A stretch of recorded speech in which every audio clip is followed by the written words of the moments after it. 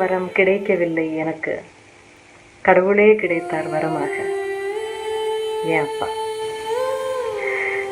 അച്ഛൻ ദൈവമാണ് എന്ന് പറയുന്ന ഈ വരികൾ, തമിഴ് വരികൾ ഞാൻ എവിടെയോ വായിച്ചതാണ്. അച്ഛനെക്കുറിച്ചുള്ള എൻ്റെ ഓർമ്മകൾ തുടങ്ങുന്നതും തമിഴ് മണ്ണിലാണ്.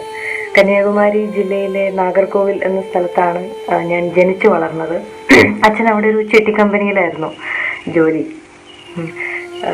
ജമന്തിയുടെയും ഭസ്മത്തിൻ്റെയും പൊടിമണ്ണിൻ്റെയും ഒക്കെ മണമുള്ള വൈകുന്നേരങ്ങളിൽ അച്ഛൻ്റെ മോട്ടോർ ബൈക്കിന് കാതോർത്ത്, അച്ഛൻ്റെ മോട്ടോർ ബൈക്കിൻ്റെ ശബ്ദത്തിന് കാതോർത്ത് ഓഫീസിൽ നിന്ന് വരുന്നതും കാത്ത് ഞാനും ചേട്ടനും ഞങ്ങളുടെ കുഞ്ഞു വീടിൻ്റെ ഗേറ്റിന് മുകളിൽ പിടിച്ചു കയറി റോട്ടിലേക്ക് നോക്കി നിൽക്കുന്നത് എനിക്ക് ഓർമ്മയുണ്ട്.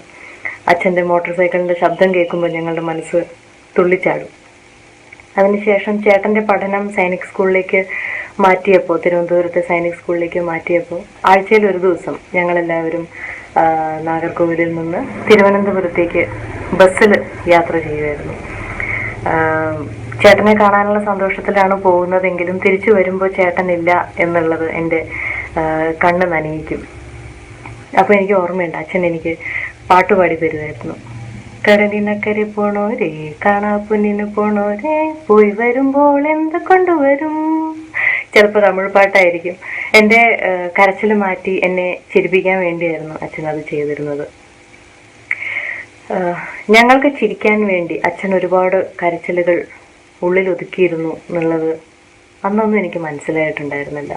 വളരെ തുച്ഛമായിട്ടുള്ള ശമ്പളത്തിൽ നിന്ന് മിച്ചം പിടിച്ചും സ്വന്തം ആഗ്രഹങ്ങളും സൗകര്യങ്ങളും ഒക്കെ പലതും വേണ്ടെന്ന് വെച്ചിട്ടാണ് അച്ഛൻ ഞങ്ങളുടെ പല ആവശ്യങ്ങളും നടത്തി തന്നിരുന്നത്. ഇപ്പോൾ യാത്ര ചെയ്യാൻ കമ്പനി അനുവദിച്ച പണം അത് ഞങ്ങളുടെ എന്തെങ്കിലും ആവശ്യത്തിന് മാറ്റി വെച്ചിട്ട് അച്ഛൻ നടന്നുപോയി. അച്ഛൻ്റെ വേർപ്പ് തുള്ളികൾ കൊണ്ട് കോർത്തതാണ് എൻ്റെ ചിലങ്ക എന്ന് പോലും എനിക്ക് എപ്പോഴും തോന്നാറുണ്ട്. അച്ഛൻ്റെ അന്നത്തെ അവസ്ഥയൊന്നും എനിക്ക് അറിയില്ലായിരുന്നു. അപ്പോൾ അതുകൊണ്ടാണ് ജോലി സംബന്ധമായിട്ട് ദൂരയാത്രയൊക്കെ പോകുമ്പോൾ ആദ്യം ഞാൻ കളിപ്പാട്ടങ്ങൾ വാങ്ങാനുള്ള സാധനങ്ങളുടെ വലിയൊരു ലിസ്റ്റ് അച്ഛന് കൊടുക്കും. അതിലേക്ക് നോക്കുമ്പോൾ എന്തിനായിരുന്നു അച്ഛൻ എന്നെ ചേർത്ത് പിടിച്ചിരുന്നത് എന്നെനിക്കിപ്പം മനസ്സിലാവുന്നു.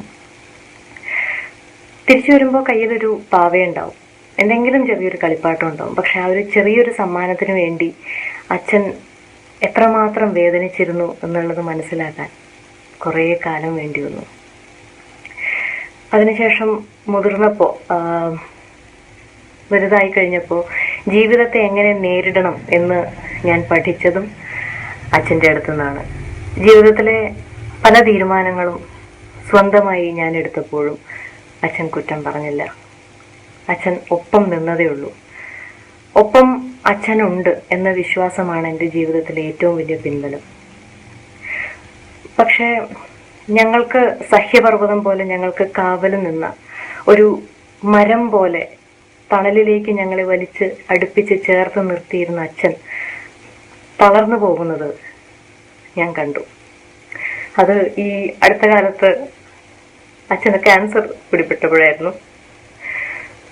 പക്ഷെ അപ്പോൾ അച്ഛൻ ഞങ്ങളെ ചേർത്ത് പിടിച്ച പോലെ ഞങ്ങളെല്ലാവരും അച്ഛനെ ചേർത്ത് പിടിച്ചു. ഞങ്ങൾക്ക് നൽകിയ സ്നേഹത്തിൻ്റെയും ആ ഒരു കരുതലിൻ്റെയും ഒന്നും പലിശ പോലും ആവില്ല എന്ന് അറിഞ്ഞിട്ടും ഞങ്ങളെല്ലാവരും അച്ഛനോടൊപ്പം ഉണ്ടായിരുന്നു. ദൈവത്തിൻ്റെ അനുഗ്രഹത്താൽ ഇപ്പോൾ അച്ഛൻ പഴയ അച്ഛനായി, അച്ഛൻ പൂർണ്ണ ആരോഗ്യവാനായി തിരിച്ചു വന്നു. പർവ്വതങ്ങൾക്ക് എങ്ങനെയാണ് തലകുനിക്കാനാവുക അല്ലേ? അമ്മ കടലാണെങ്കിൽ അച്ഛൻ വലിയൊരു കരയാണ്.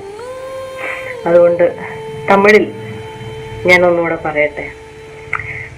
അപ്പാ നീങ്ക എനിക്ക് കടവുൾതാൻ.